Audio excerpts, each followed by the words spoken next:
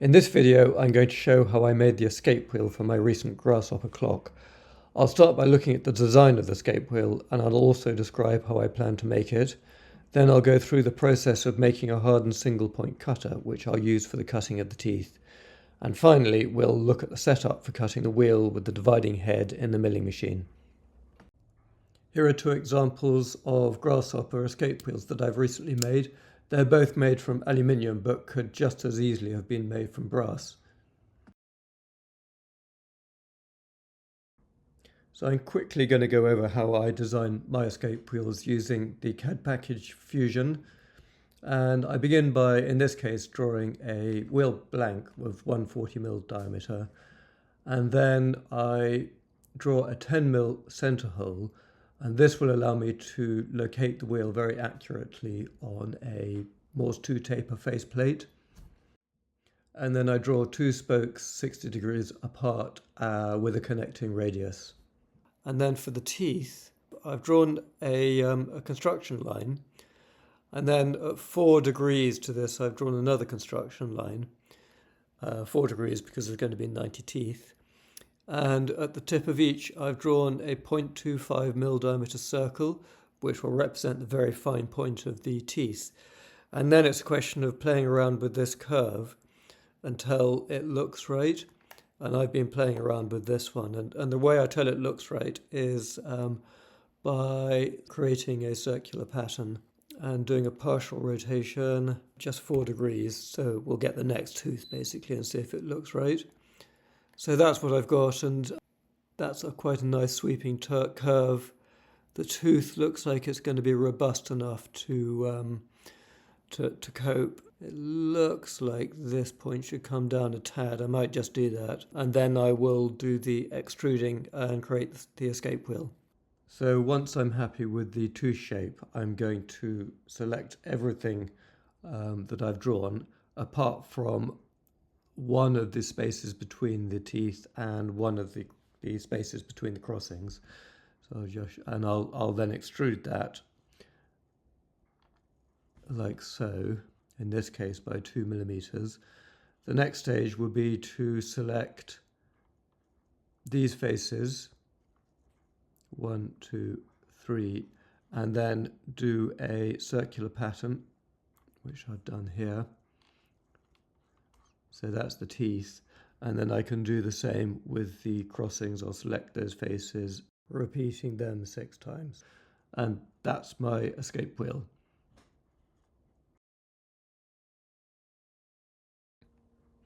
I think one of the fun aspects of making a grasshopper escape wheel is that you can play around with the tooth shape and really get quite imaginative if you want to. As long as there are the right number of teeth and they engage with the grasshopper in the correct way with no sliding friction, then you can more or less do what you want. But this does mean that you might need to be removing quite a lot of material. So I tend to make my escape wheels in 2 processes. I use a short bore cutter for hogging up most of the material, and then I'll make a single point cutter for refining the shape. So as you can see here, I've got the escape wheel laid out, and this is the 1.6mm radius cutter to hog out most of the material. And I've shown it drawn with the offset from the center dimension here, 32.55mm. And then if I touch off at the edge of the escape wheel, this is how deep I need to come with it. So that will get rid of most of the material. We can then come in and refine the final shape with this single point cutter. So this is the single point cutter that I'm going to make. And I've got it positioned just far enough away from the center line of the wheel so that there's no undercut area on the tooth. So for instance here, there's this undercut area. If the cutter was positioned here, as the tool moved backwards and forwards across the wheel perimeter, it would damage this area of the tooth. So as you can see here, there is no undercut, so I can move backwards and forwards across the face of the wheel, and I won't cause any damage. I make my single point cutters out of silver steel, and I form the profile by printing the profile on the 3D printer and then sticking it to the end of the silver steel rod where I have cut a nice flat at the halfway point. So I've got an 8mm piece of silver steel mounted in the lathe, and I'm going to turn it down to the largest diameter of the profile disc that I've 3D printed, which is 6.2mm, and I will take it to just over length. It's 10.1, so I'll probably take it to 10.3 to allow a little bit extra.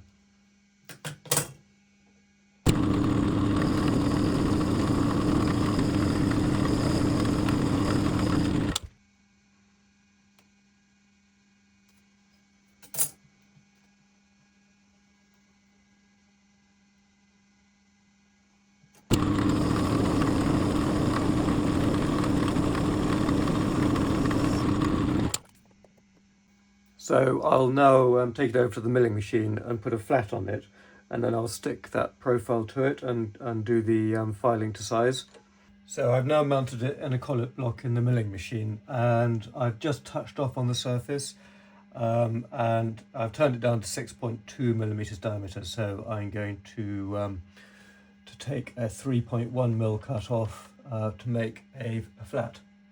So I'm just taking 1mm passes, and then this is the final 0.1 of a pass.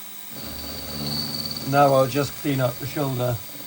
So I've now cut my flat on the end of the piece of silver steel, and I'm just gonna clean it off with a bit of alcohol so that the super glue sticks.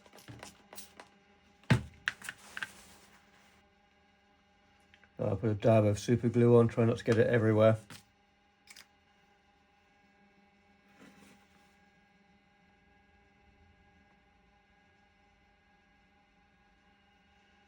So that super glue has been going off for some time now, and you can see that the template is pushed hard up against the shoulder that I've cut on the silver steel, which ensures that the angle of the cutter is correctly orientated in relation to the shaft.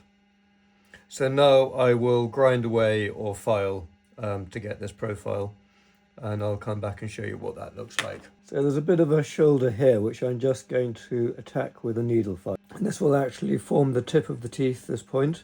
So I need to get this fairly accurate.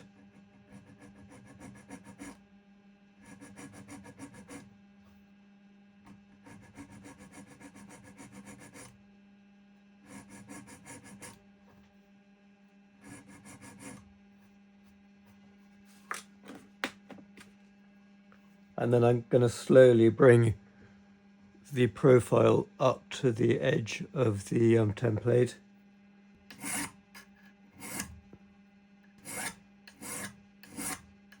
So I've now filed the blank up to size with roughing files, and I'm going to now put some relief on it so that chips can be clear and a clean cut can be made as the cutter rotates.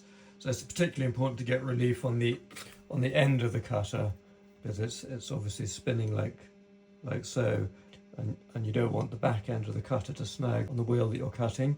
So I'm going to put relief, a large amount of relief here and a small amount of relief either side. So I've put the relief angles on and given the cutter a bit of a polish up, and I will now heat it to cherry red and quench it.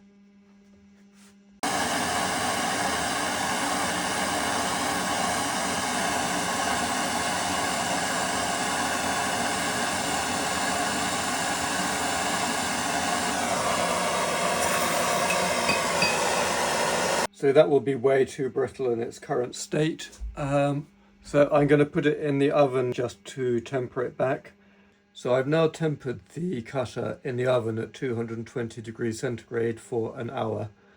I've cleaned it up with some emery cloth and just honed the edges with various grades of diamond.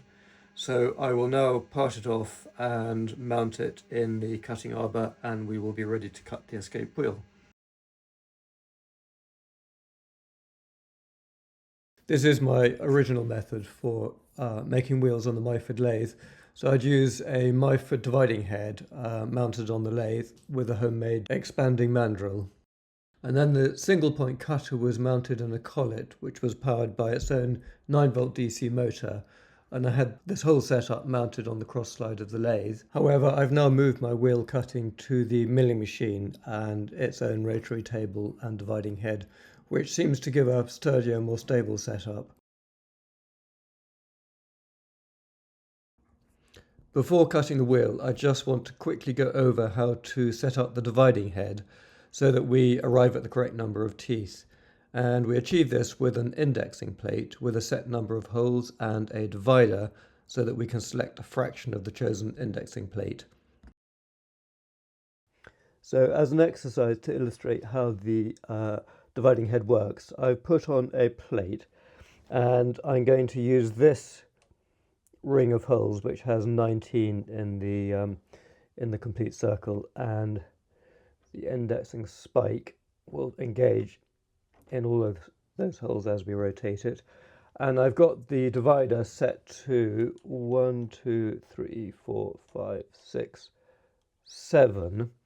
So I can rotate this by 1 and 7/19.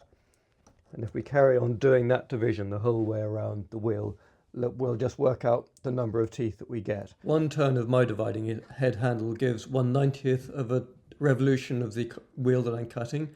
So 90 turns will give a wheel with 90 teeth. And 90 divided by 1 and 7/19 unfortunately equals 65.76 teeth, which is not going to be a very useful tooth count. So let's rework that calculation, and this time we'll force the teeth to be a whole number, and in this case I want to get 60 teeth. And this gives an extremely easy fraction of 1 36ths, or 1.5, so I can use any dividing head plate, which can be divided by 2. So the outer ring here has 20 holes, so I'm going to move the index out to engage with that ring.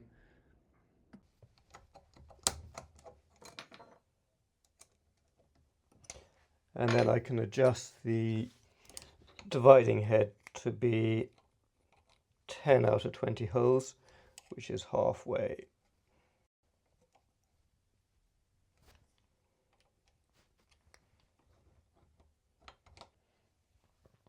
So now I can do 1 turn and a half, and then I move the divider on, and then I can repeat 1 turn and a half, move the divider on, and repeat 60 times to get our 60 tooth wheel. So let's make it slightly trickier with a 50 tooth wheel. So the fraction becomes 1 4/50, which is 1 4/5, which equals 1 turn of the handle and 12/15, 15 being the smallest dividing head plate I have. So let's see what that looks like. So the inner ring is 15 holes for 1 revolution. So I set the indexer to the 15, and then I count 12 to get our 12/15. 1, 2, 3, 4, 5, 6, 7, 8, 9, 10, 11, 12. And then we do 1 complete turn and 12/15 of a turn. And we do that 50 times to get our 50 tooth wheel. So here you can see that I've got the rotary table and the dividing head mounted on a steel plate which overhangs the base of the milling table, which means I can actually cut wheels up to about 250 millimeters diameter. And here I've got an old escape wheel which I previously cut, and I've just set it up so I can show you the 2 stages in cutting the teeth. And here you can see the first stage. I'm using this radius cutter to hog out most of the material, and I've superimposed on the CAD drawing that I showed you earlier, which shows how I position the cutter in order to remove the correct quantity of material. And this is what the wheel looks like while I'm part of the way through the first cutting operation. So I've now mounted my homemade fly cutter and the spindle on the milling machine and adjusted it so that it matches the final tooth profile. So if I just rotate the spindle by hand, you'll see that the profile matches. So I would just run round one more time using that fly cutter, and then the wheel will be cut. That cuckoo you just heard was this fine machine, which I have bought for a Christmas present for a friend. It wasn't supposed to be working when I bought it on eBay, but it seems to work quite well. And finally, we can mount the rotary table vertically in the milling machine to cut the spokes.